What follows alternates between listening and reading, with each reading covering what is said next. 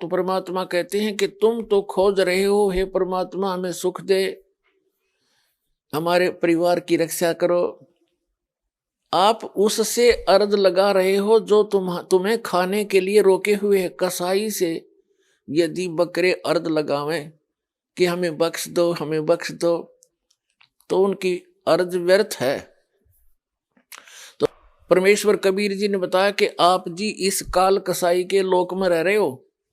1,00,000 मानव शरीरधारी प्राणी जो नित आहार करता है, इसलिए आप देखते हो किसी का बेटा मर गया, किसी की बेटी मर गई, किसी का पूरा परिवार एक्सीडेंट में नाश हो गया।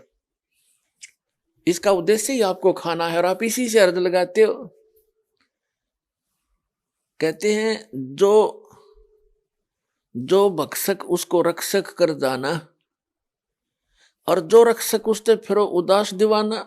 जो आपका भक्षक है, आपको खाता, तो उसको तुम रक्षक मान बैठे, ब्रह्म की पूजा करते हो। ब्रह्म इज काल, ये ब्रह्म तो काल है।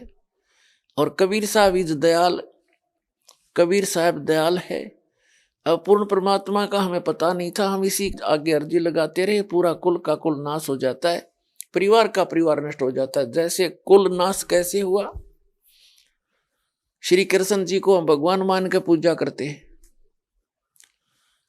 और दुर्वासा जी के श्राप से पूरा यादव कुल विनाश को प्राप्त हो गया, इंक्लूडिंग श्री कृष्ण जी। तो परमात्मा कहते हैं युग काल क्या करता है, इन ऋषि महर्षियों को सिद्धि से युक्त बना के, गलत साधना करवा के इनको एटम बम बनवा लेता है, और रिमोट अपने हाथ में रखता है। जब चाहता है उसके रिमोट दबा देता है, उससे जो चाहे करवा देता। जैसे दुर्वासा ने श्राप दे दिया जरा सी बात पे, और फिर दुर्वासा के जितनी भी वो हिंसा हुई यादों की, दुर्वासा जी के बैंक अकाउंट में लिख दिया। अब उसको भी भोगने पड़ेंगे वे। तो इसलिए परमात्मा कहते हैं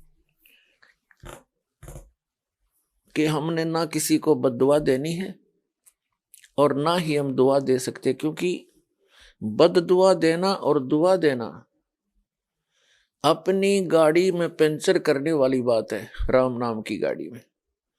तो ऐसा मूर्ख बालक, या तो बालक कर सके इस काम ने, या कति कोई शराब के नशे में। तो हम ना बालक रहे, क्योंकि परमात्मा का ज्ञान सही हो गया, और ना ही हम इस काल की भांग को पीवेंगे जिससे हमें फिर नशा हो जाए। हम सत साधना करके मोक्ष प्राप्ति करेंगे।